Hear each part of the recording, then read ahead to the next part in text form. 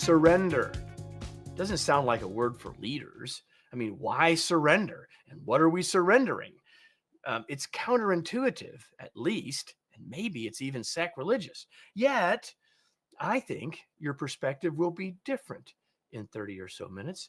And when you do, you'll be glad you were here. Welcome to an important conversation, and welcome to another episode of the Remarkable Leadership Podcast, where we are helping leaders like you grow personally and professionally to lead more effectively and make a bigger positive difference for your team, your organization, and the world. If you are listening to this podcast in the future, you could join us for live streaming opportunities. Yes, these are live streamed before they get to the podcast. And in many cases, like today, a couple of months earlier, you can find out when they're happening and how you can get connected by being involved in one of the groups that we have on two of the platforms where these live stream, those being Facebook and LinkedIn. You can just go to remarkablepodcast.com/Facebook or remarkablepodcast.com/LinkedIn to learn more, get the inside scoop, and know when you could join us live. We'd love to have you do those things. Now, if you like what you're hearing today and you want help in developing the leaders in your organization, we should talk. Reach out to us by going to info@kevineikenberry.com, and we'll schedule a time to learn about your needs and share how we might be able to help. And with that, let me bring in my guest. Her name is Jessica Kriegel. She is our guest today. I'm so glad that she's here. And somehow her description, her bio didn't make it where it's supposed to be. So I'm going to do it this way. Jessica is a workplace culture expert, a keynote speaker, and a researcher. As a chief strategy officer at Culture Partners, she leads research that challenges outdated ideas about control, power, and performance, offering new, bold frameworks that drive real business results. She's the host of the CEO Daily Brief and Culture Leaders podcasts, is a frequent guest on CNN, Fox Business, and others. She has an MBA and a doctorate in leadership with a specialization in human resources development. Her first book, Unfairly Labeled, breaks down generational myths in the workplace.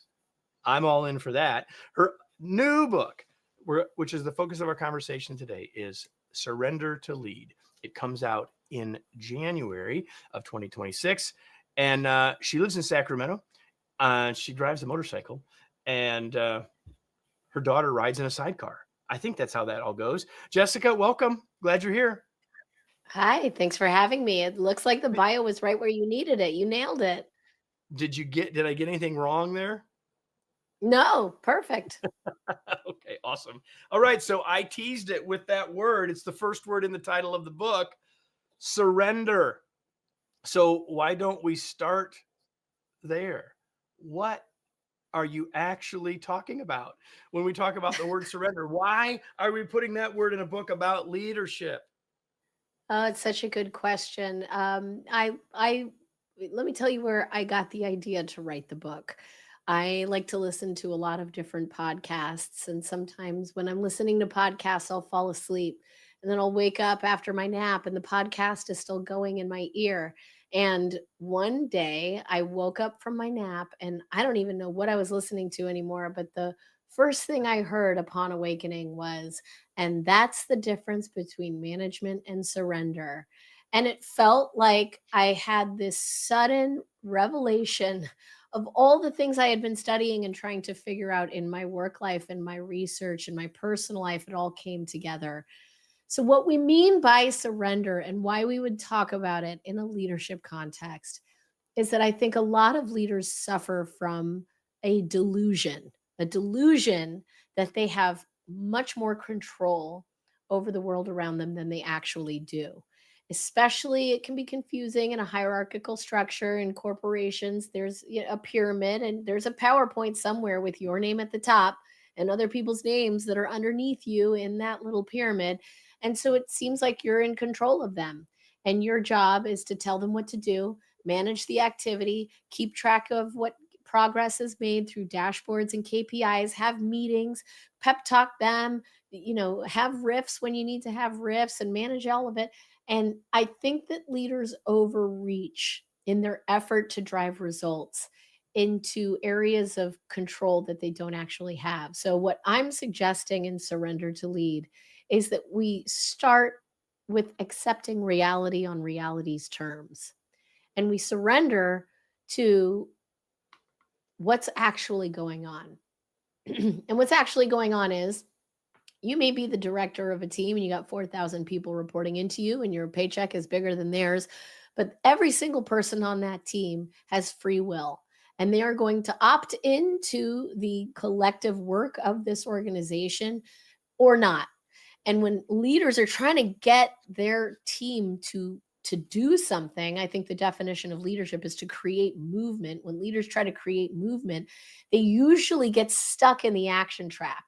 The action trap is this endless cycle of activity that feels like progress but really doesn't move the needle of doing things. We know results come from action, and so we got to focus on action. Did you have the call? Did you track the call? Did you have the meeting? Did you, all of that action focus is the delusion that you can control what they do. And instead, to surrender to lead is to realize that all you can really control is yourself and the way that you show up and the experiences you're creating for people. And the experiences you create for people will drive the beliefs that they have. And people take action based on the beliefs that they hold. It's not the processes and procedures that create change. It is the people will act in alignment with what they believe. So we have to surrender that we can't control people, places, or things. We have to take accountability for what we can control, which is the experiences we create for people.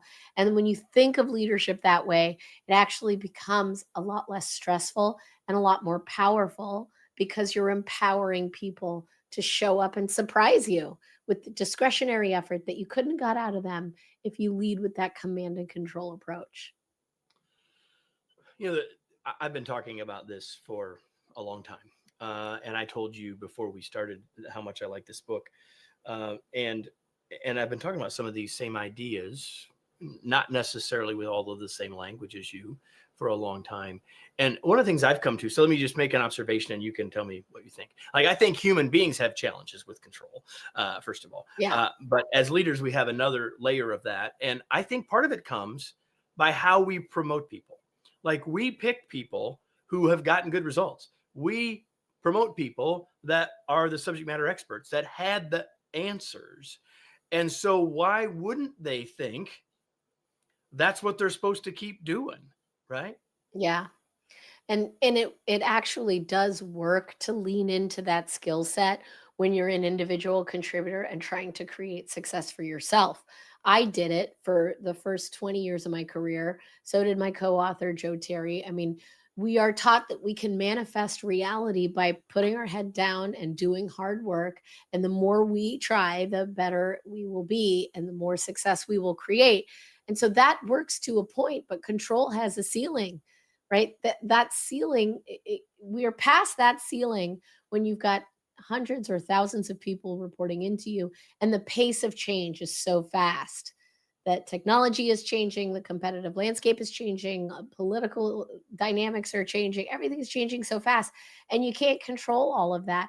So it actually is quite a relief. And I wrote this book right now because I think that this is a message that people are yearning for right now, is the ability to let go.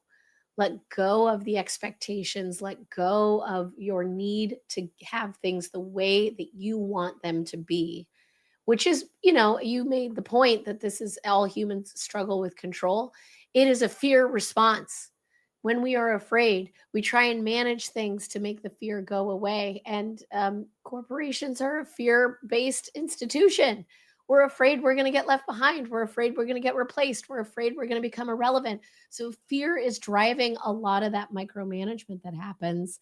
And it's not just micromanagement, because I think micromanagement is almost a term of the 90s at this point, but just simply thinking you know better and just simply telling people what to do and expecting that's enough to get them to do it. If it were that easy, we wouldn't need all these leadership books, right?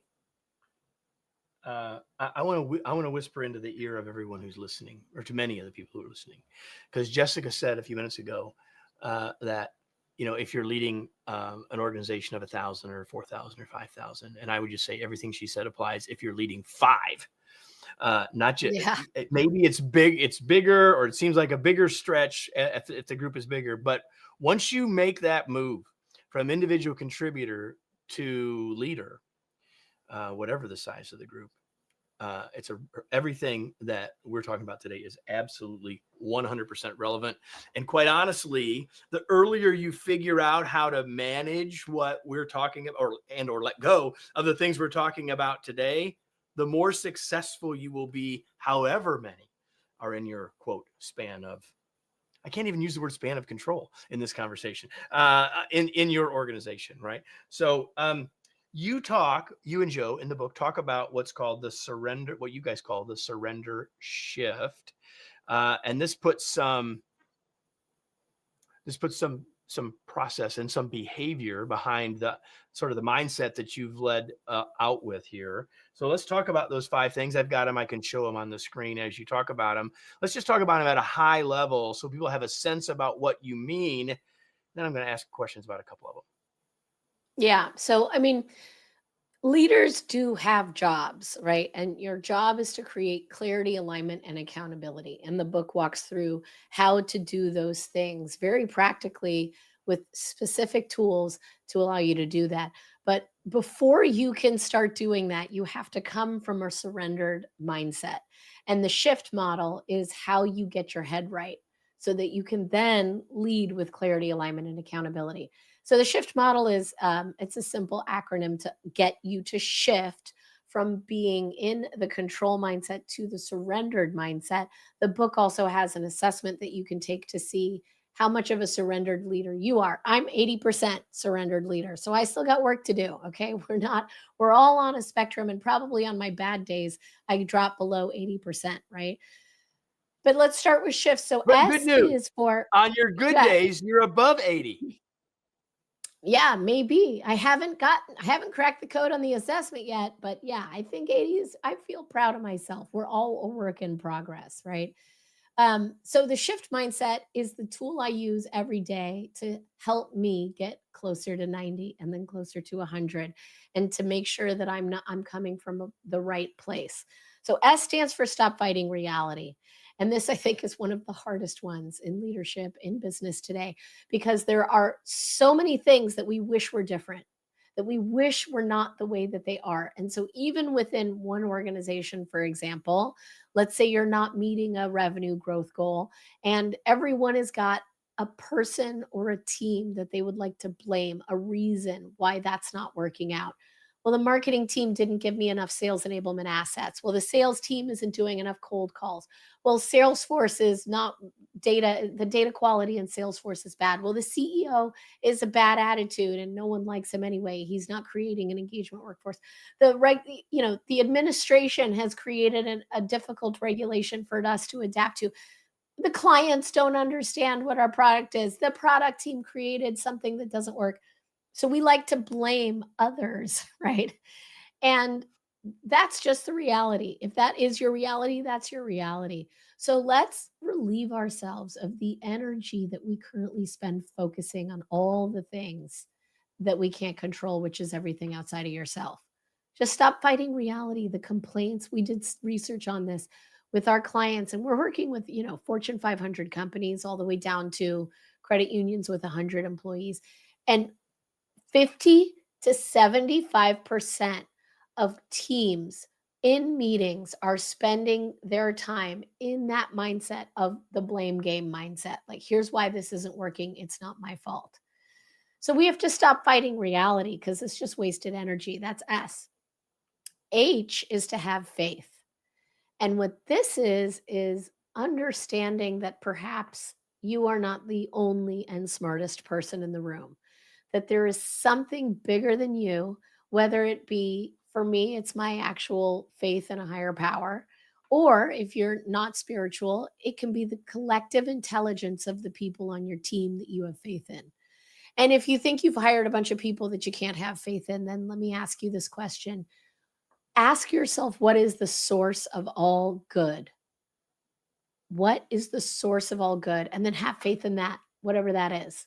I asked my mom that question and she said rhythm. And I'm like, then have faith in rhythm, mom. Whatever it is, have faith, because that begins to unlock the fear response that we have in the workplace, that everything's going wrong. I have to blame these people, and I'm afraid I'm going to get blamed. So we have to have faith to start to unclench and get out of that fight or flight. Then the I is identify what's yours.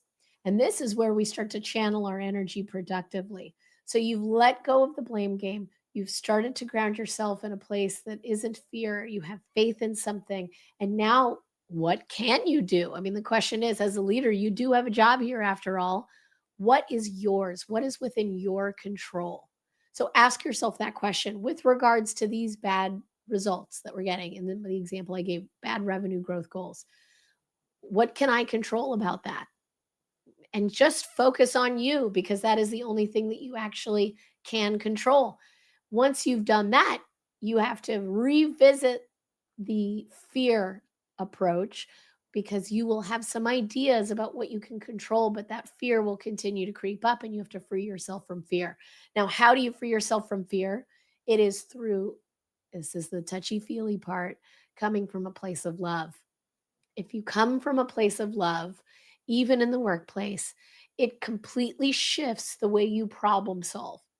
So, excuse me, I've lost my voice, so my voice is a little crackly today. But to free yourself from fear, when we talk about love in the workplace, it's not romantic love, obviously. We're talking about agape love. And agape love is, the way St. Thomas Aquinas defined it, which is to will the good of another.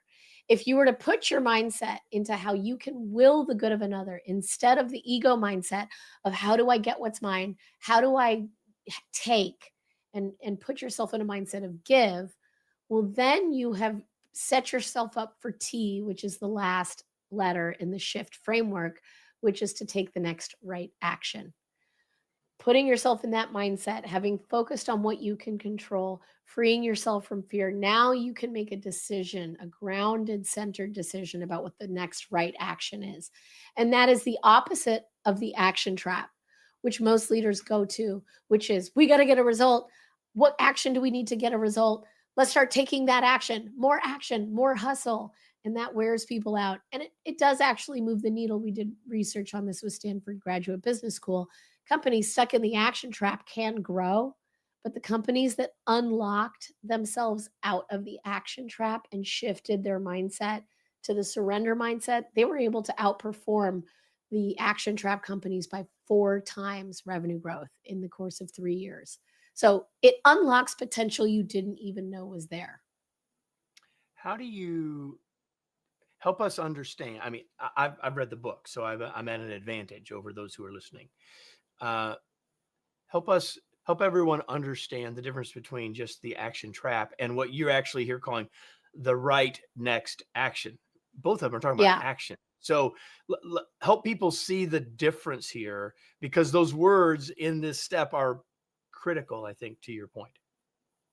Absolutely. So change is everywhere right now, and leaders are struggling with how to change their people, change the results, change the company in response to what's going on. And so, what do people usually do? Well, if they want to get change activated within their company, they start with a plan. They create a strategy or a roadmap. Then they communicate that plan. They tell everyone, here's the plan. Then they realize it's not working. We got to check in with people and figure out why isn't it working. So they set up a bunch of meetings and they have conversations with people about why aren't you implementing our plan? And then they need to track progress on the plan. So they do KPIs and dashboards. And then when it's still not working, people blame culture and they say the problem is we've got these entitled Gen Zers and they just don't know how to operate. And all of these things that they're doing are just throwing more action at the solution because they're short-sighted. They're thinking, well, my plan should work. Let's just get everyone to do the plan. But that's the control mindset where you think you can control people into showing up the way you need them to show up. But people will act in alignment with what they believe. And so if you want to create that movement, you have to operate at the belief level. Ask yourself this simple question. What are the currently held beliefs that are getting in the way of us achieving our results at this company? The shared beliefs that are preventing us from being successful. And ask your team that question. and you're going to learn something about why the actions haven't been working. And when you ask that question, there's the next follow-up question is, what do we need those beliefs to be? And when you understand the current beliefs that are blocking you from progress and the beliefs that are required for people to hold in their hearts, well, then you can take the next right action. So it's about filtering all of the action we could take, the technology you could implement, the new shiny person that you could hire that's got experience in this, and more meetings on the calendar, and figuring out what will actually work to change the hearts and minds of the people here so that they will not only take the action I think they should take, but they might surprise me with ideas I didn't come up with that will help us achieve our goal that align with our mission. That's the difference. Yeah, I love that. I think there's really good stuff there, Jessica.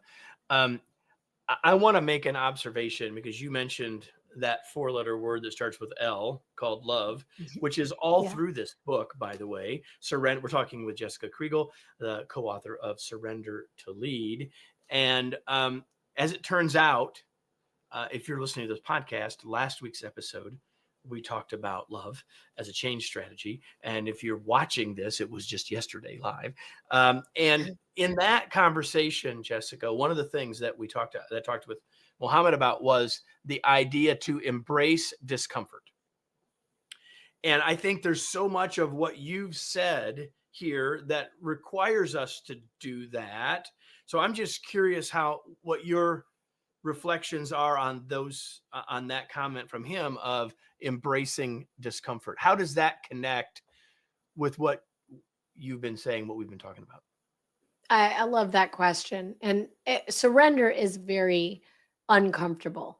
And certainly bringing love to the workplace as a concept is also very uncomfortable. But why is it uncomfortable? Because we are coping with the fear that we have about not making the results, about not being relevant, about not getting what we want, or about losing something that we have to drive our momentum forward. And so to surrender is to say, maybe I don't know best. Maybe there's another way that I haven't thought of, that I can't control, that I'm going to create room for, and I may be surprised. And that's its own level of discomfort and its own level of fear. And so I completely agree. There's a story in the book about a CEO of Service Express. His name is Ron Alvestaffer, and he took that company from $3 million to $300 million by embracing the power of love. He was a guy that was completely caught up in telling people what to do, driving action, discipline, execution, results, results, results. We're performance driven, which you hear a lot of CEOs talk about today. But to declare the culture in a pep talk like that does not translate to people embracing it, because there's a big difference between assigning responsibility and people taking accountability. Responsibility can be assigned by someone else to you, but accountability is something that you have to take. You have to pick up that responsibility and own it, and it's a personal choice. So, what Ron said in the book was, love is accountability. It's saying, I love you enough to hold you accountable to what I think your full potential is. And his team had t-shirts made that said, Ron loves me with the intensity of 1,000 suns. It doesn't mean that it's touchy-feely and kumbaya circles. It means that he's willing to have hard conversations to get you where you need to be. Yeah, I love that. So you're making another point that you talk about in the book, and you say that a lot of times, and I certainly heard this as well, that people will say, well, love is a soft, touchy feely thing, and your point, and I think you've just described it, is that love is actually a harder approach. Yeah. We think about it as something that is soft, and that's in fact why people say they don't buy that idea in the workplace, and yet it's actually harder to do. And the good news is that oftentimes the things that are harder get us the best results. Can I give you an example? Please. So years ago, I was the CHRO, the head of HR for a technology company. And in my first week, we went to a board meeting, and I was told that we had to lay off 20% of the workforce. and I was in charge. So, how do layoffs typically happen in corporate America? A small group of executives are aware that it's going to happen months before it's announced, and they control the narrative. They control the process. They decide who are we going to lay off? When are we going to lay them off? How are we going to lay them off? How does that affect the budget? What are we going to do with the fallout? And then, as they spend months preparing, it's kept very hush hush. And then when they finally drop the axe, everyone's laid off and they deal with the fallout. So when I was told, I had just had a personal moment of transformation in my own life where I was embracing surrender. And so I got this job and I felt like I couldn't do it that way. Because to do it that way is to control, to overly control. And it is a fear based approach ultimately. So I went back and I got back from the board meeting and I told everyone on the team, I've just been informed that we need to lay off 20% of the company. And I don't know when, and I don't know how, and I don't know when or who, but I will keep you updated. That was love in the workplace. It was honoring the people with the truth. And it was extremely scary because why do we not do that every time? Because we're afraid we're going to lose people we don't want to lose. We're afraid that it'll create chaos, it'll be a distraction, that Of course, productivity will be lost. you got the chaos later anyway. So Right. Exactly. You're hello. just delaying the inevitable.